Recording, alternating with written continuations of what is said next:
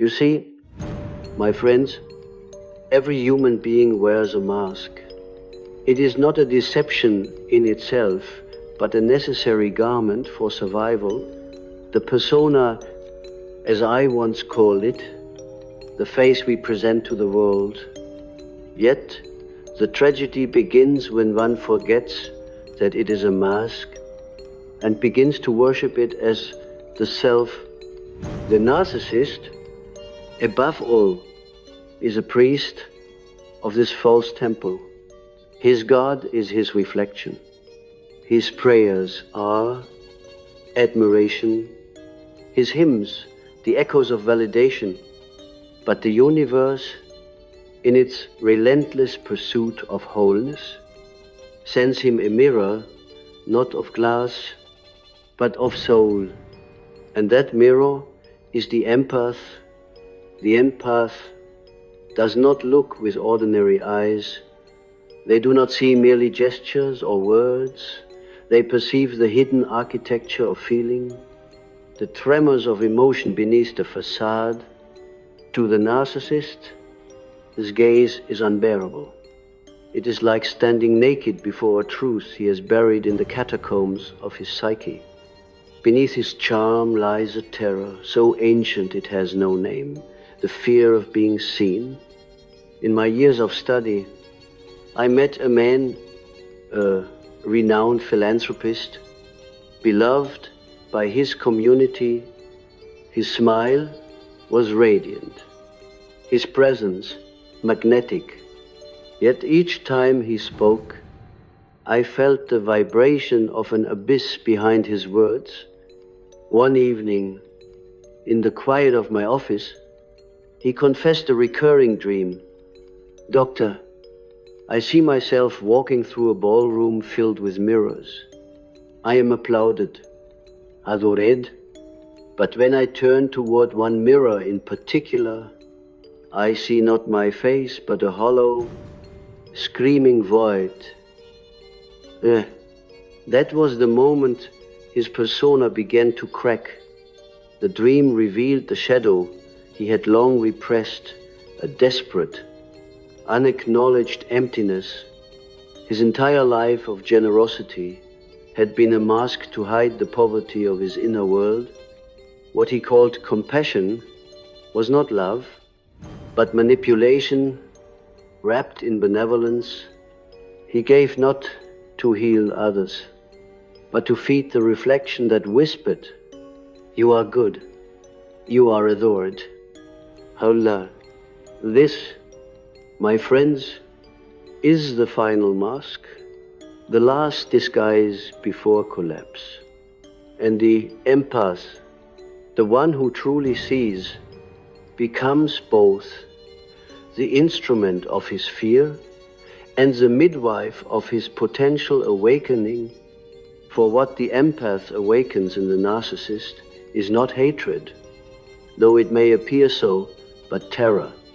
Terror of the shadow, that dark twin living within every psyche, containing the impulses, desire, and wounds we refuse to face. The empath's gaze is like light entering a forbidden chamber, illuminating every grotesque relic the narcissist swore to keep buried. He cannot kill the empath, though he will try not with hands, but with doubt, gaslight, and inversion. He will call the mirror evil to protect the illusion of his face. But in truth, it is not the empath who haunts him, it is his own reflection, stripped of the mask. Now, let us descend deeper into the underworld of this dynamic. The narcissist, though feared and hated, is not a monster born of evil. He is the child of psychic starvation. Somewhere in his history, perhaps in childhood, perhaps across generations, the soul was denied recognition. He was taught that love is conditional, that existence depends on performance. Thus, he built a false god within the persona and sacrificed his authenticity upon its altar. But the empath, the empath is different. The empath, too, was wounded, yet instead of building walls, they dissolved them. Their early pain expanded their capacity to feel the pain of others. And so, in the eyes of the narcissist, they become both the mirror and the threat. When the empath stands before the narcissist, two archetypes collide, the actor and the seer. The actor fears exposure, the seer fears losing compassion. Each holds what the other lacks. The narcissist craves feeling but has none. The empath drowns in feeling and longs for boundaries. It is a divine paradox, and the unconscious orchestrates it like a tragic opera. Let me tell you of another case, one that haunted me for years. A young man named Elias, convicted of a violent crime. On the surface, he was charming, articulate, and unrepentant. But his nights were tormented by a recurring dream. I'm in a cathedral, he told me. The walls are made of mirrors. Each mirror shows me committing the same act again and again, but I cannot stop. And then a shadow walks out of one of the mirrors. It looks like me, but older, and it whispers, "You are only my dream." Oh, this dream, you see, was a message from the unconscious. The shadow had gained autonomy. It was no longer content to remain hidden. In his waking life, Elias had built a persona of confidence, intelligence, and moral superiority. But beneath it lay repressed rage, humiliation, and guilt so deep that it split from his conscious identity and acted on its own. Like a demon detached from its host, this is what we call possession by the shadow. The more the conscious ego refuses to acknowledge its darkness, the more that darkness takes control. And here lies the chilling truth. Many crimes, murders, betrayals, deceptions are not acts of rational choice, but eruptions of the repressed unconscious. The shadow, denied integration, erupts through behavior. It seeks visibility in the only way it can, through destruction. Elias's crime was not the act of a monster, but the unconscious demand of a psyche split in two. His shadow, humiliated and ignored, took vengeance on the world that mirrored his inner fracture. And in this, we find the deepest terror of the narcissist, not the judgment of others, but the uprising of his own repressed self. The empath's gaze triggers this uprising because it is too honest. The narcissist cannot bear to see himself through the eyes of one who feels truth rather than performs it. You ask, why does the narcissist hate the empath? I tell you, he does not hate, he fears, because the empath is the only one who does not play his game. Others are captivated by the illusion, the mask of success, the charm, the story. But the empath's intuition pierces through it like light through mist. The unconscious recognizes what his hides. This recognition is annihilating for the narcissist because his identity depends on external illusion. When confronted by the empath, he feels the slow death of his false self. Thus begins the battle, one not of morality, but of survival. He must discredit the empath to restore his psychic equilibrium. He will call them unstable, dramatic, manipulative projections of his own denied traits. Projection is the favorite weapon of the narcissistic psyche. What he cannot accept within himself, he casts upon another. In this sense, the empath becomes his shadow carrier, the scapegoat upon whom he unloads his denied truths. But remember, projection works both ways. The empath, too, must guard against their own unconscious attraction to the narcissist. They are drawn to him not by fate alone, but by their own wound, the ancient longing to heal what could not be healed in themselves. And thus, they mirror each other perfectly. One hides pain through dominance, the other through compassion. Both are enslaved by the past. When I speak of the final mask, I speak of the moment when illusion collapses, when the narcissist, cornered by truth, faces the possibility that the self he built is not real. It is a terrifying moment, one that many cannot endure without disintegration. Some will destroy everything around them to preserve the mask. Others rarely will awaken. The empath's role, then, is not to destroy the narcissist, but to survive the mirror war without losing compassion or clarity. For to stare too long into another's abyss can awaken your own.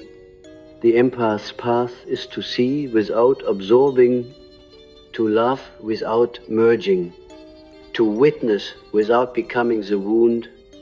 In my dreams, I often saw this encounter as an alchemical image, a mirror made of fire. The narcissist stands before it, and as his reflection begins to burn, the empath's tears extinguish the flames just enough for him to glimpse what lies beneath his true face, buried beneath centuries of fear. That, my friends, is redemption, but it is not guaranteed. Most will flee, few will face. The mask is seductive. Because it promises power, the truth is humbling. Because it demands surrender, and yet surrender is the only way to wholeness. There is a certain moment in every descent when the soul realizes it is no longer falling but being pulled. That is when the shadow takes the reins. The narcissist, so long the master of perception, now becomes the prisoner of what he once denied. You may observe this in his eyes, the sudden emptiness, the mechanical smile that no longer reaches the soul. The performance continues, but the actor has gone missing. When the shadow rises, it seeks compensation for decades of repression. Jung called this the enantiodromia, the reversal of extremes. The brighter the mask, the darker the shadow behind it. And so the narcissist, who built his life on image and control, begins to lose both. He becomes erratic, paranoid, desperate to maintain his crumbling illusion. The unconscious has turned against him, and the empath, the one who sees, becomes the unwilling witness to his unmasking, let me tell you a story. In a remote town, I once studied a case of a successful businessman named Victor. He was adored by the public for his philanthropy, a symbol of moral strength, but in private, he tormented his family with emotional cruelty. He would oscillate between charming affection and cold degradation, leaving his wife in a perpetual fog of confusion. To the world, he was a savior. To those close to him, a tyrant. One night, after an argument, he dreamed of standing in a theater surrounded by mannequins. Each mannequin wore his face. In the dream, a child entered the stage holding a mirror. When Victor looked into it, the mannequins began to scream, 1,000 versions of himself crying for mercy. He awoke trembling, drenched in sweat, muttering the words, "They saw me, I Durm." It was then that his shadow began its revenge. He started forgetting small things, names, meetings, even his own charitable slogans. His public persona began to fracture. In interviews, his confident voice stammered. His mask, that carefully curated identity, was slipping. The unconscious had begun to dismantle the false self he worshipped. This is how the psyche seeks balance. What has been denied must be acknowledged. The narcissist, who lives entirely in the persona, must one day meet the anti-persona, the shadowed truth beneath the mask. Yet he fears this confrontation more than death itself. For to meet the shadow is to realize the self he has built is a fiction, and yet, paradoxically, that collapse is also the doorway to salvation. Only when the false self dies can the true one emerge. Now, let us turn to the empath, the mirror in this psychic drama. The empath is not merely a passive observer. They, too, are drawn into the archetypal field of the shadow's dance. The empath often feels a strange exhaustion, a psychic bleeding, as though their energy is being siphoned. They are not imagining it. The narcissist, unable to self-regulate, feeds upon the emotional vitality of others, especially those who reflect authenticity. It is not an intentional feeding, but a psychological parasitism born of fragmentation. When the narcissist's unconscious senses exposure, it seeks to reassert control through projection. Every insecurity, every suppressed emotion is cast upon the empath. The empath begins to feel emotions that are not theirs: rage, guilt, shame, implanted like psychic infections. If they are unaware, they may begin to believe these feelings belong to them. In this way, the empath becomes a container for the narcissist's unintegrated shadow. But here lies the sacred challenge. If the empath can learn to differentiate, to see the energy without identifying with it, they can transmute the poison into understanding. They become an alchemist of consciousness.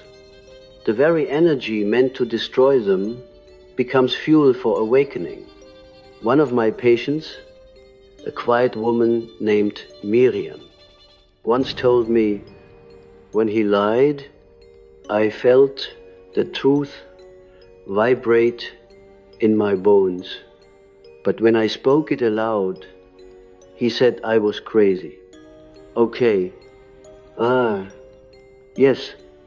That is how the shadow defends itself, by gaslighting the light that exposes it. The narcissist's unconscious must distort reality to protect its survival. He cannot allow truth to exist, for truth is fatal to illusion. And yet, there is a deeper mystery here.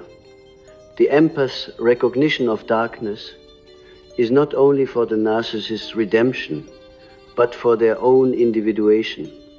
You see, the empath often identifies too strongly with light, compassion, goodness, healing, but such identification is as dangerous as identifying with the mask, for wholeness is not found in light alone.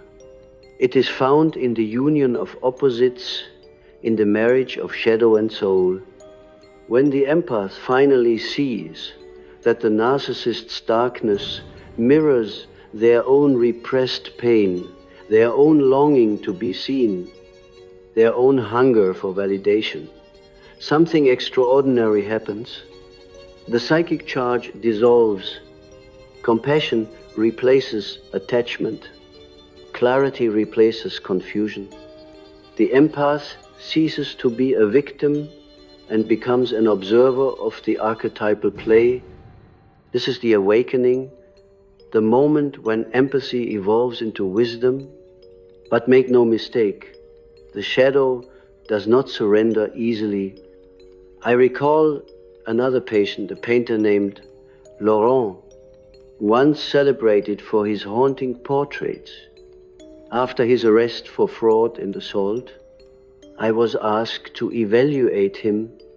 He spent hours describing a dream. I am painting a portrait of myself, he said, but every time I finish the face, the eyes disappear. I try again, and again the eyes melt away, leaving only holes. Then someone whispers behind me, "You cannot paint what you will not see." End quote. He laughed when he told me this, a laughter brittle and hollow. In waking life, he was a master manipulator, charming his patrons with false humility. But beneath his persona lay a profound terror of visibility. The missing eyes symbolized his refusal to confront his inner world. Laurent's art was beautiful because it was haunted an unconscious confession of his fragmentation. His painting spoke the truth. His ego could not bear to utter. That, you see, is the paradox of creativity. Even the liar cannot help but reveal himself through what he creates. And so it is with the narcissist. Every gesture, every performance, every manipulation is a confession written in invisible ink. The empath reads this script instinctively, not with intellect, but with intuition. They feel the dissonance between word and vibration, mask and essence. This sensitivity is both a gift and a curse, for to see too deeply is to suffer. The empath absorbs the storm that others deny, but through that suffering, they are initiated into a greater truth, the knowledge that the shadow is not evil, but unhealed. When you stand before a narcissist and feel the burning pressure of their deception, remember, you are standing before a soul at war with itself. What you feel is not malice alone, but pain seeking disguise. There comes a point in every encounter when the empath must choose to continue trying to awaken the narcissist or to withdraw and awaken themselves. The latter is a path of individuation, for the unconscious will test you. It will tempt you to believe you can save the other, but the one who tries to save another from their shadow will eventually drown in it. Salvation cannot be imposed. It must be chosen. The empath's power lies not in changing the narcissist, but in refusing to participate in his illusion by maintaining integrity, boundaries, and truth. They become a mirror. The narcissist cannot corrupt. This silent strength terrifies him, not because it is violent, but because it is real. When the empath stands in truth without defense, the narcissist faces his final terror, the absence of control. His words, once weapons, lose their effect. His projections return to him unanswered. The mirror no longer reflects his desired image. It reflects emptiness. That is when the shadow turns inward. And if fate is merciful, the narcissist will see, perhaps for the first time, that the void he projected onto others was his own abandoned self. In the alchemical texts of the Middle Ages, the first stage of transformation was called nigredo, the blackening. The soul descends into darkness, chaos, and dissolution. The narcissist lives in permanent nigredo, though he calls it glory. The empath, too, must undergo it consciously. Only by entering the darkness without denial can they retrieve the gold, the inner self untainted by illusion. Thus, the empath's awakening is the completion of what the narcissist refuses to begin. They face the same abyss. One runs, the other remains. One hides behind a mask, the other removes it tier by tier. Both are fragments of the same archetypal story, the meeting of the false self and the true. And so, I tell you this, do not hate the narcissist. To hate is to feed his shadow. To understand him is to free yourself. He is the warning of what happens when image replaces essence. You, the empath, are the promise of what happens when pain becomes light. When the soul refuses to see itself in waking life, it begins to speak through dreams, and the language of the dream is ancient, older than words, older than reason, older even than morality. It speaks in symbols, in serpents, in labyrinths, in mirrors that melt and reform. The dream is the night's confession of the day's deception. The narcissist fears his dreams more than he fears any judge, because in dreams, the unconscious is sovereign. The persona, his mask, dissolves. The stage is stripped of its lights. The audience disappears. Only the self remains naked, trembling, unguarded before its own reflection. I once treated a man, a high-ranking government official, whose crimes were veiled behind the rhetoric of duty and patriotism. He was adored for his charisma, celebrated for his eloquence, yet behind closed doors, he was cruel, vindictive, intoxicated by control. He came to me not out of remorse, but because he was tormented by a recurring dream. I walked through a stone labyrinth. He said, the walls are alive, pulsing, breathing. Every turn leads me deeper, but I can't find the exit.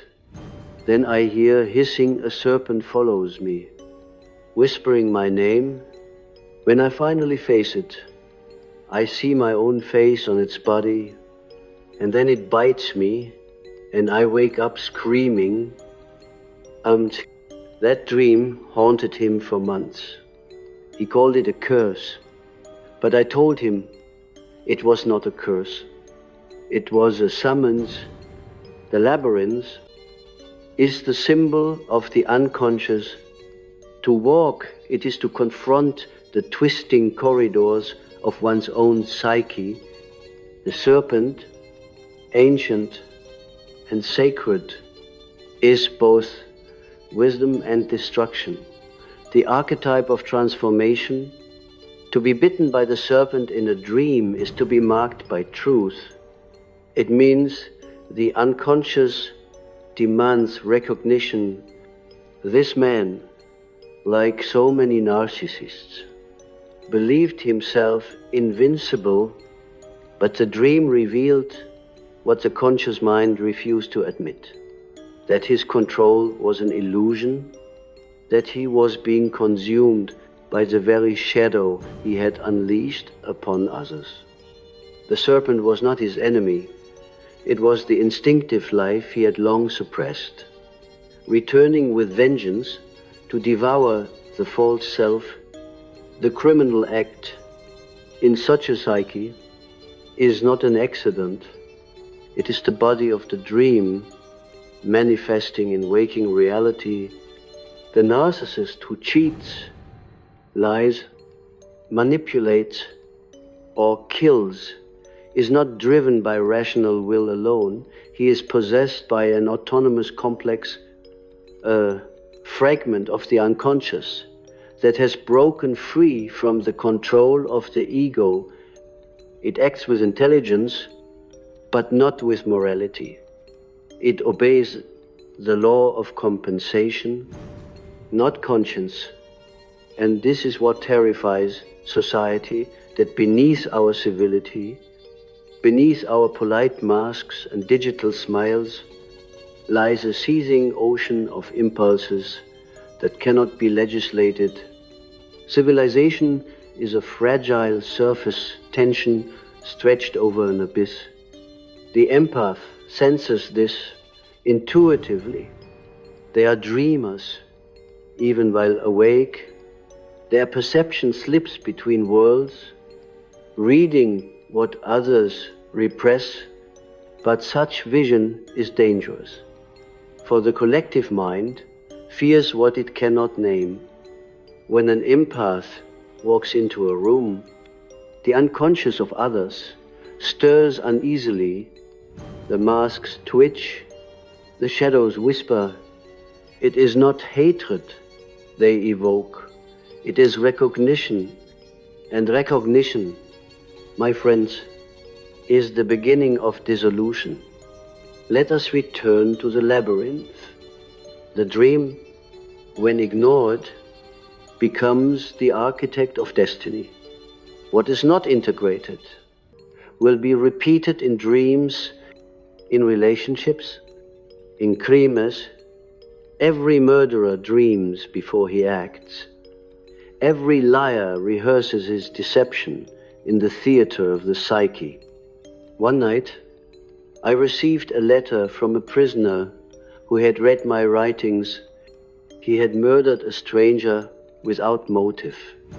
In his letter, he described a dream that recurred since childhood. I am standing at the mouth of a cave. Inside, something moves heavy, slow, breathing. I know it is waiting for me. When I finally enter, I see it, a massive serpent made of smoke. It coils around me and whispers, "You are mine." I wake with blood on my tongue. And when I asked him what he felt upon waking, he said, "Relief. Here, you see, the shadow does not begin as evil. It begins as pain, But when pain is silenced long enough, it metastasizes into violence. This man's dream was a prophecy. The serpent was the embodiment of instinctual life rejected by a repressive upbringing. When his conscious mind could no longer contain it, the dream broke into waking life through murder. He did not kill because he was monstrous. He killed because he was asleep. This, I tell you, is the deepest tragedy of the human psyche. When the dream becomes the crime, because the waking self refused to listen. The empath, too, dreams, but their dreams are different. They are oracular, not of violence, but of vibration. Their dreams reveal what others conceal. I recall an empathic woman who came to me distraught after leaving a narcissistic relationship. She said, "I keep dreaming of a mirror made of ice. I see him trapped inside it, screaming, but when I try to touch him, the ice burns my hands." And that dream revealed her unconscious truth. Her compassion had become a form of bondage. She wished to rescue him from his frozen self. But the more she touched, the more she was burned. The ice was the narcissist's emotional paralysis. Her wounds, the cost of trying to melt it. Such dreams are not punishment, they are instruction. They teach the empath to love without absorption, to see without rescuing. The unconscious does not speak in moral language. It speaks in metaphors of transformation. To the narcissist, the dream is a sentence. To the empath, it is initiation. But what happens when the collective unconscious, not just one man's psyche, begins to dream? Then we witness what I call the psychology of the mob. The same principles that govern the individual govern the collective. The more a society denies its darkness, its capacity for hatred, envy, and cruelty, the more those forces erupt in sudden explosions of violence. In 1914, Europe was the most civilized continent on earth, educated, industrialized, refined, and yet, in a matter of weeks, it tore itself apart in a frenzy of collective possession. It was as though a dream had escaped into history. That is the collective shadow, the serpent grown enormous, feeding on millions of unintegrated human psyches. The mob is the narcissist multiplied. It too wears a mask ideology, nationalism, religion, and behind that mask lurks the same wound, the fear of insignificance. The empath in such times feels this chaos before it begins. They feel the pressure in the air, the static of psychic energy building beneath the surface. Their dreams grow darker, filled with symbols of decay and fire. They are the canaries of the collective mind. Their sensitivity is both their curse and their gift. For the world, too, must one day face its final mask. When the narcissist's mask collapses, he meets the abyss within himself. When the world's mask collapses, humanity meets its collective shadow wall. Corruption, spiritual emptiness, the idolization of image over essence, and yet, in both cases, collapse is not the end, It is the beginning of alchemy. For after the nigredo, after the blackening, comes the albedo, the whitening, the purification. The serpent, once feared, becomes the symbol of healing. The labyrinth, once a prison, becomes a path. The empath, having walked through the flames of deceit and survived, becomes the wounded healer, what I called the archetype of Chiron. They emerge no longer naive, but luminous with understanding. They no longer fear darkness, because they have learned it was never darkness at all, only unintegrated light. And the narcissist, if he ever dares to face his own serpent, to walk his own labyrinth without escape, then perhaps he too can awaken. But few do. Most prefer the comfort of the mask to the terror of the mirror. Still, the dream remains. The unconscious never stops calling. It waits with infinite patience, whispering through symbols, through relationships, through pain, until one day the sleeper awakens. And when that happens, when even one soul dares to walk the labyrinths consciously, the entire collective takes one step closer to integration. The great illusion of our age is that evil resides somewhere else in others, in institutions, in enemies, in history.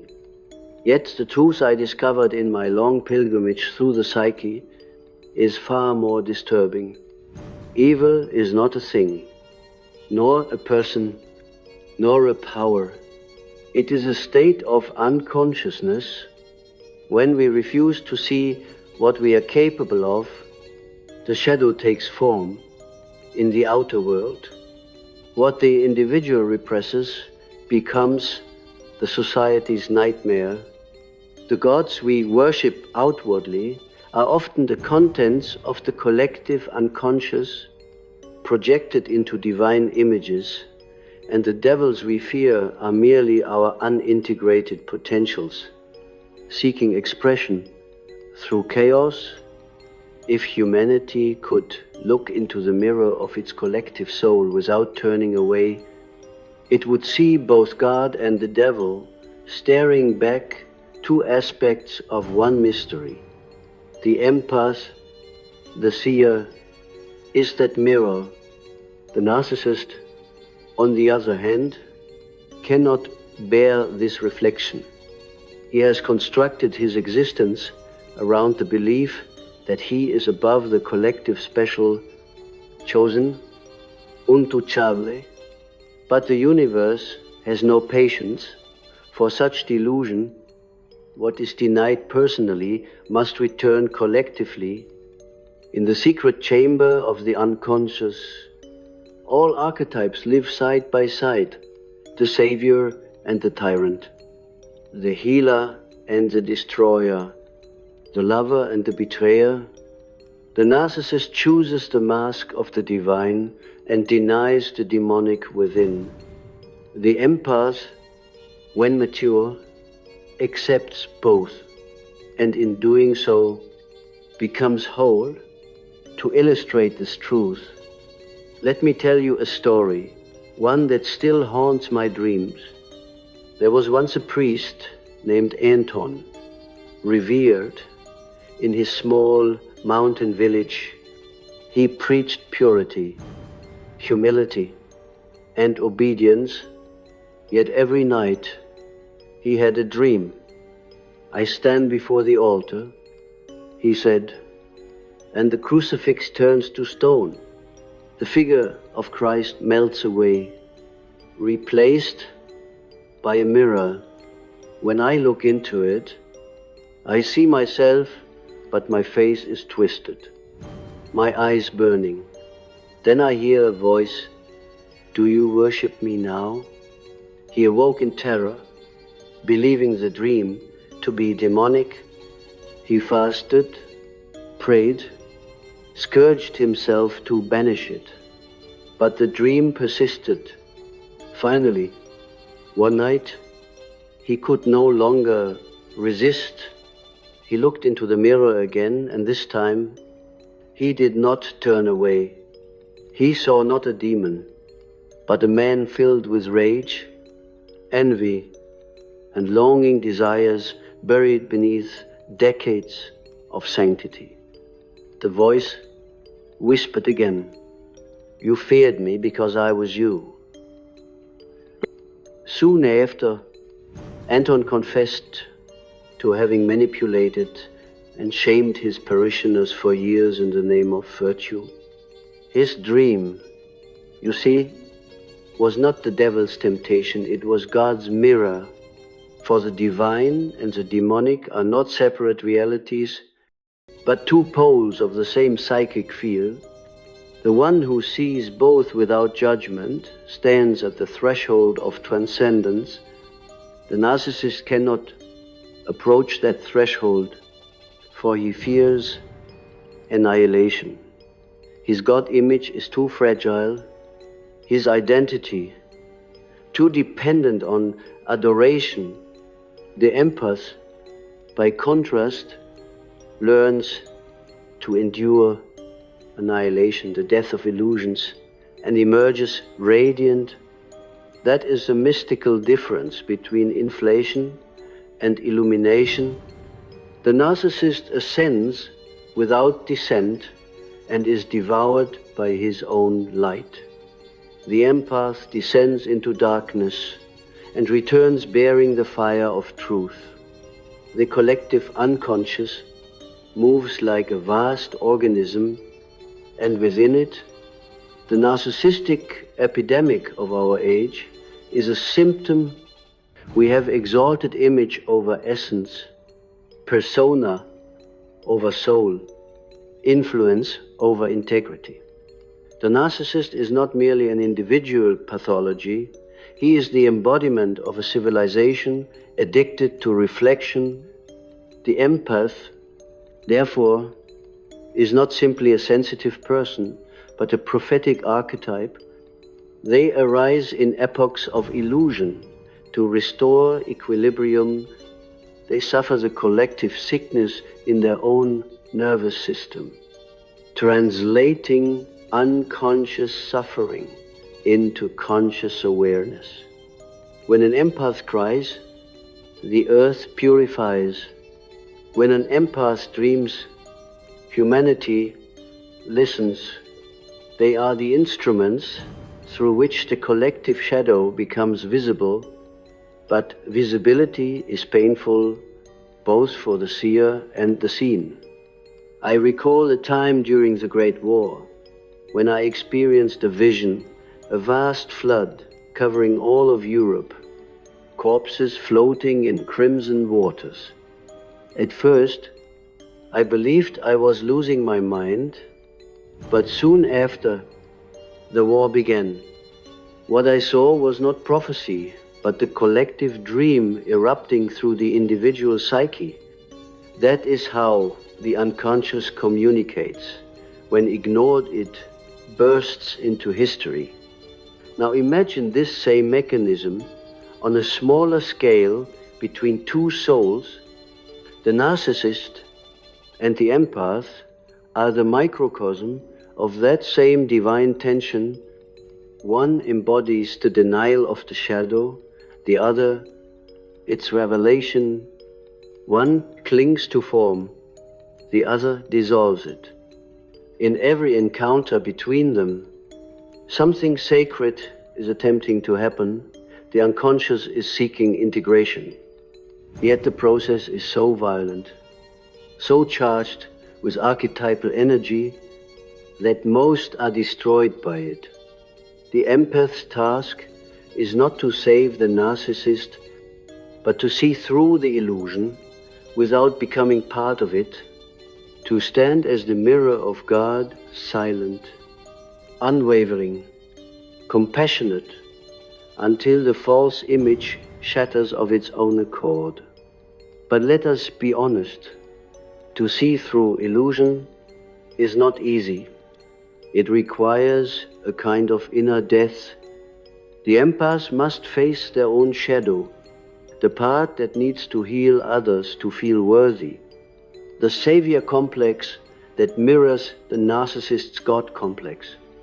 Both are born of trauma, both seek to control what cannot be controlled. Only when the empath relinquishes this unconscious need does their vision become pure. Then, and only then, can they reflect truth without distortion. I have said before, one does not become enlightened by imagining figures of light, but by making the darkness conscious. The empath's true power is not in feeling others, but in seeing the self clearly. Within that feeling, when they master this, they no longer absorb energy, they transmute it. They become a living symbol of the union between opposites, the reconciliation of the divine and the human, and what of the narcissist who dares to look? Few do, but I have known one. He was a surgeon, celebrated for his brilliance, arrogant, dismissive, untouchable. Yet, after the death of a patient, a child, something broke within him. He began to dream of an endless corridor lined with mirrors. In each, he saw himself performing surgery, but with empty eyes. The corridor ended at a door engraved with the words, "The one you could not save." When he opened it, he found not the child, but his younger self, alone, trembling, covered in blood. He wept for the first time in decades. That moment was his salvation. The persona collapsed, the mask dissolved. What remained was a man imperfect, wounded, human, and that is all the universe ever wanted. You see, the final mask is not the narcissist's, it is ours. Humanity wears it collectively, afraid to face its own reflection. Every empath who dares to see through illusion tears a hole in that mask, letting light and shadow mingle. If enough of us dare to see, the mirror of God will no longer reflect distortion, but wholeness. Then the serpent will no longer be feared, but understood. The labyrinth will no longer imprison, but initiate, and the shadow, once hated, will stand beside the light as its eternal companion. For in the deepest chamber of the human soul, God hides behind the mask of darkness, waiting for the one who loves enough to look. The final stage of awakening is not a moment of triumph, it is a moment of surrender. When the masks fall, when the illusions shatter, when the light and the dark stand together in silent recognition, that is when the soul begins to remember. In the dim chambers of the psyche, beneath the labyrinth of thought, the empath stands alone now, not as a rescuer, not as a victim, but as a witness. Around them lies the wreckage of the false selves they have loved, healed, or feared. There is no applause in this place, no validation, no glory, only a strange stillness, the stillness of truth. And in that stillness, something speaks, not with words, but with presence, it is the voice of the self, the archetype of totality whispering, "All that you saw in them was me. All that you suffered in them was you, and all that you feared in them was love distorted by illusion." This is the moment when the empath realizes that the narcissist was never the enemy. He was a teacher of boundaries, the guardian of shadow, the alchemist of pain. Through his manipulation, the empath learned to discern. Through his betrayal, the empath learned to see. Through his silence, the empath learned to listen to their own inner voice. Every soul who crosses our path serves the evolution of our consciousness. The narcissist serves by showing us the cost of forgetting ourselves. Once, in a dream of my own, I found myself standing before a vast mirror that stretched across the horizon. The sky was neither day nor night. It shimmered with an indeterminate light. When I looked into the mirror, I saw not my reflection, but countless faces, human, animal, angelic, monstrous. They flickered in and out like candle flames in the wind. Then the mirror shattered, and beneath it was a pool of still water. I looked down again, and there, for the first time, was my face, neither young nor old, neither saint nor sinner, just human. That, I realized, is what the entire journey seeks to reveal. Our humanness vast, contradictory, divine, broken, whole. The narcissist denies it through inflation. He makes himself God. The empath denies it through sacrifice. They make themselves savior, but the self, the true center of the psyche, requires neither worship nor rescue. It only asks to be seen. The mask of the narcissist and the tears of the empath are two halves of one illusion, that love must come from outside. But when both collapse, when the empath ceases to chase and the narcissist ceases to perform, what remains is the raw presence of the soul. There, love is not a transaction, it is being itself. Let us return for a final time to the archetypes that have danced through our story. The persona, the mask, it was never the enemy. Without it, we could not survive in society. But when it becomes fused with identity, we lose the ability to breathe as souls. We begin to mistake applause for existence. The narcissist is a warning of what happens when persona devours the self, the shadow feared, suppressed, rejected, is not darkness but potential. It holds the very gold the narcissist pretends to possess and the empath yearns to touch. When we befriend it, it no longer rules us from below.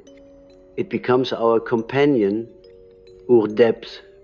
The dream, the secret theater of the night, is the bridge between conscious and unconscious, between what we know and what we deny.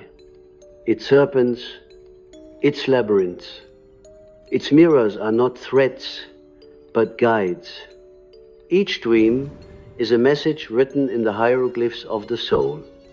The archetypes, the universal symbols, are not fictions. They are the organs of the collective psyche. Through them, the divine speaks. They remind us that we are part of a pattern older than memory. that our lives are not random, but woven into a cosmic design. And finally, the collective, unconscious, the ocean beneath all egos. In its depths live both gods and monsters, both saints and tyrants. To navigate it consciously is to remember our shared origin. To deny it is to drown in projection and war. The empath and the narcissist are not isolated personalities. They are mythological events reenacted in human form. They are echoes of ancient archetypes, the seer and the trickster, the mirror and the mask, the healer and the wound.